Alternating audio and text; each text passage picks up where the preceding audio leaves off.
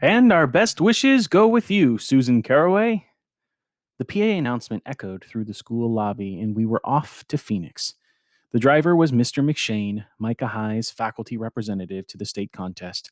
Susan and I sat in the back. Susan's parents were driving their own car and would meet us in Phoenix. As we pulled out of the parking lot, she wagged a finger in my face. Don't get a big head, mister. I was allowed to invite 2 friends along. You weren't the only one I asked. So, who was the other? I said. Dory. Well, then, I said, I think I'll go for the big head. Dory isn't another guy. She grinned. No, she's not one of those. Suddenly, she unbuckled her seatbelt. We each had a back window. Mr. McShane, she announced. I'm moving over so I can sit close to Leo. He's so cute, I can't help myself. In the rearview mirror, the teacher's eyes crinkled. Whatever you like, Susan. It's your day. She slid over and fastened herself into the middle belt. She jabbed me. Hear that? It's my day. I get whatever I want.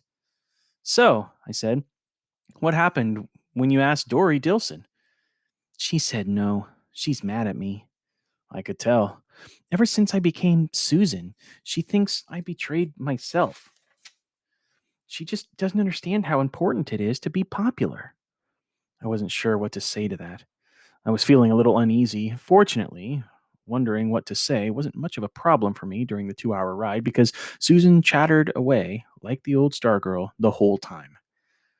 But I know Dory, she said, and I'll tell you one thing. What's that? She'll be in the front of the mob cheering for me when we get back tomorrow. I later found out that after we left the school, the principal had spoken again on the PA. He announced our expected time of return on Saturday and suggested that everyone be on hand to meet us, win or lose. Losing, as it turned out, never occurred to the contestant herself. Would you do a favor for me? She said. I told her, sure. That big silver plate that goes to the winner? I'm such a klutz with dishes at home. Would you hold it for me when the crowd rushes us? I'm afraid I'll drop it. I stared at her. What crowd? What rush? In the school parking lot. When we get back tomorrow, there's always a crowd waiting for the returning hero. Remember the film at school? My vision? She cocked her head and peered into my eyes. She rapped my forehead with her knuckle. Hello in there. Anybody home? Oh, I said, that crowd. She nodded. Exactly. Of course, we'll be safe as long as we're in the car, but once we get out, who knows what will happen? Crowds can get pretty wild. Right, Mr. McShane? The teacher nodded. So I hear. She spoke to me as if instructing a first grader. Leo, this has never happened in Micah before. Having a winner of the Arizona State Oratorical Contest, one of their very own. When they hear about it, they're going to go bananas. And when they get a gander at me and that trophy, she rolled her eyes and whistled. I just hope they don't get out of hand. The police will keep them in line, I said. Maybe they'll call out the National Guard. She stared wide eyed. You think? She didn't realize I was kidding. Well, she said, I'm really not afraid for myself. I won't mind a little jostling. Do you think they'll jostle Mr. McShane? In the mirror, his eyes shifted to us. Never can tell. And if they want to carry me around on their shoulders, that's okay too, but they better not. She poked me with her finger. Better not mess with my trophy. That's why you, another poke, are going to hold it tight. I wished Mr. McShane would say something. Susan, I said, did you ever hear of counting your chickens? Before they hatch, you mean? Exactly. I hear you're not supposed to. Exactly. She nodded thoughtfully. Never made much sense to me.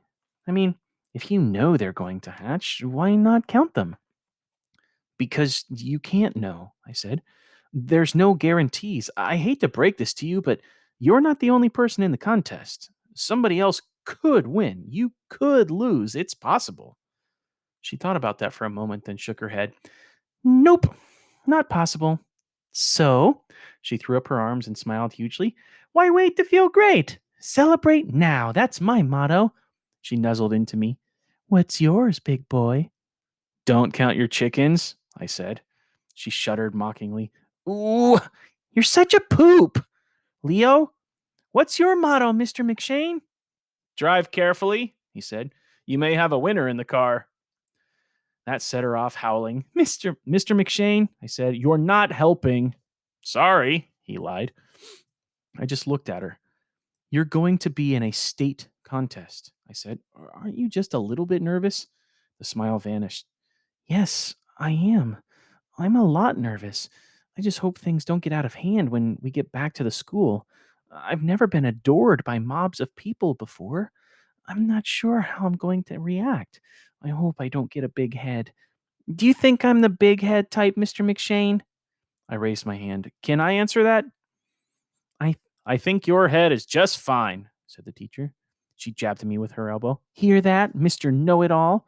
She gave me her smug face, which promptly disappeared as she thrust up her arms and yelped, They're going to love me! Mr. McShane wagged his head and chuckled. Silently, I gave up. She pointed out the window. Look, even the desert is celebrating. It seemed to be true. The normally dull cacti and scrub were splashed with April colors as if a great painter had passed over the landscape with a brush, dabbing yellow here and red there. Susan strained against her seatbelt. Mr. McShane, can we stop here just for a minute? Please? When the teacher hesitated, she said, You said it's my day. I get whatever I want.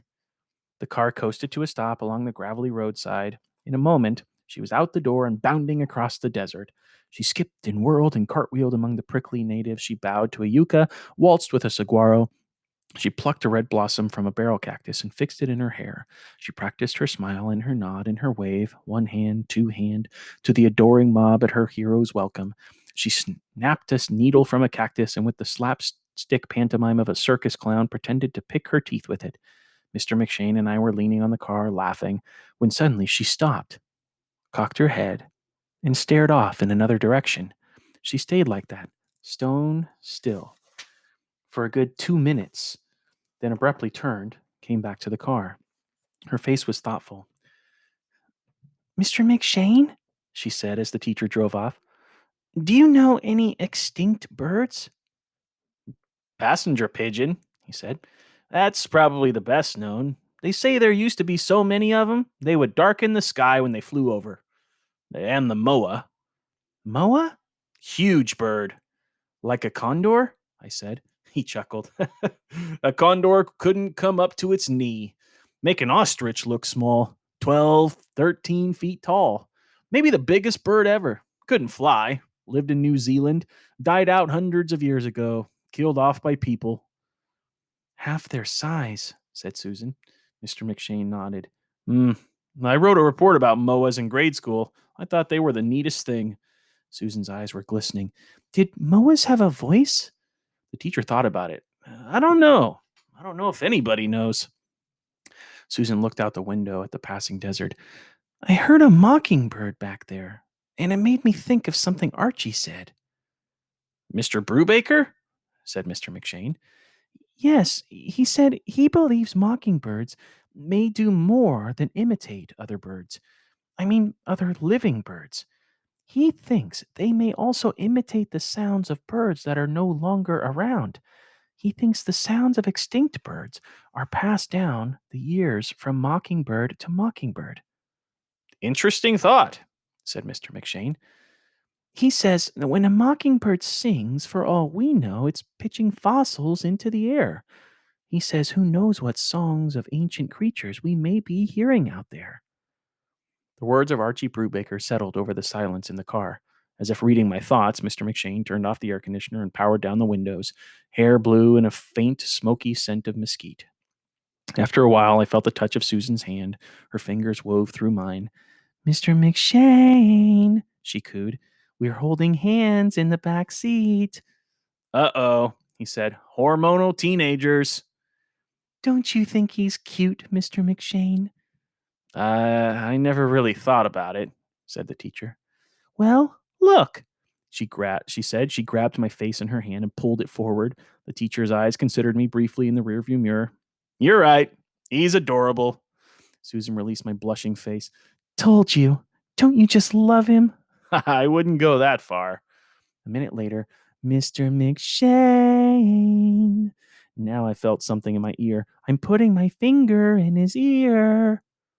This sort of silliness went on until we rounded a mesa and saw the brown mist on the horizon that announced our approach to the city of Phoenix.